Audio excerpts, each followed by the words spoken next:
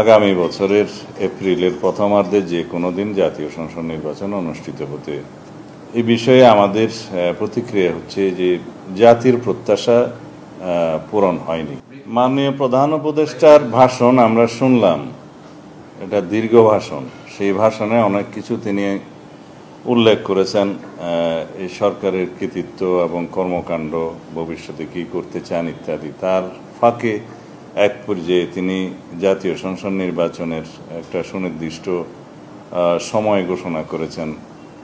আগামী বছরের এপ্রিলের প্রথমার্ধে যে কোনো দিন জাতীয় সংসদ নির্বাচন অনুষ্ঠিত হতে পারে। এই বিষয়ে আমাদের প্রতিক্রিয়া হচ্ছে যে জাতির প্রত্যাশা পূরণ হয়নি। তিনি বাংলাদেশের সকল রাজনৈতিক দলের মধ্যে বিএনপি সহ আমাদের সমমনা এবং যুগপৎ আন্দোলনের যারা শরিক ছিলেন তারা সহ গণতান্ত্রিক রাজনৈতিক শক্তিসমূহের অধিকাংশ দল, 50-এরও অধিক দল ডিসেম্বরের মধ্যেই নির্বাচনের দাবি জানিয়ে আসছিলেন দীর্ঘদিন থেকে। আমরা যৌক্তিকভাবে ডিসেম্বরের ভিতরেই নির্বাচন অনুষ্ঠানের জন্য আমাদের বক্তব্য সবসময় উপস্থাপন করেছি, যুক্তি সহকারে এবং বিভিন্ন কারণ দেখিয়ে। কিন্তু তিনি সেই বিষয়টি আমলে না নিয়ে এমন একটি সময়ে নির্বাচনের সময় ঘোষণা করেছেন, যেই সময় বলতে গেলে বাংলাদেশের একটা সময় পাবলিক পরীক্ষা থাকে এবং আবহাওয়া সঠিক থাকে না। আর আমাদের জানা মতে ফেব্রুয়ারির 16, 17 অথবা 18 তারিখের দিকে পবিত্র রমজান মাস শুরু হবে। সেই সময় থেকে এক মাস রমজানের সময় এবং ঈদের পরে সেটা সমাপ্ত হবে মার্চের শেষ সপ্তাহে অথবা তার কয়দিন আগে। তাহলে এপ্রিলের প্রথমার্ধে যদি নির্বাচন অনুষ্ঠান করতে হয়, তাহলে 45 দিন যে সময়সীমা লাগে তফসিল ঘোষণার পর থেকে নির্বাচন অনুষ্ঠান পর্যন্ত, সেটা রমজানের মধ্যেই তাহলে ক্যাম্পেইন করতে হবে। এটা একটা অযৌক্তিক ধারণা। দ্বিতীয় হচ্ছে পাবলিক পরীক্ষাসমূহ আমাদের দেশে এসএসসি এগুলো সেই সময় হয় এবং ওই সময় আবহাওয়া সঠিক থাকে না।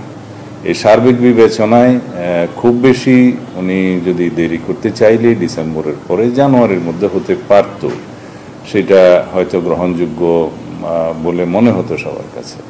কিন্তু তিনি সেটা আমলে নেন নাই।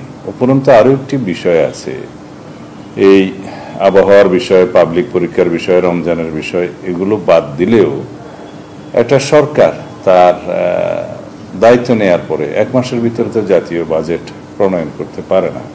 আর আমাদের অনেক বেশি প্রতিশ্রুতি আছে। অনেক বেশি বিষয় বিবেচনায় নিয়ে আমরা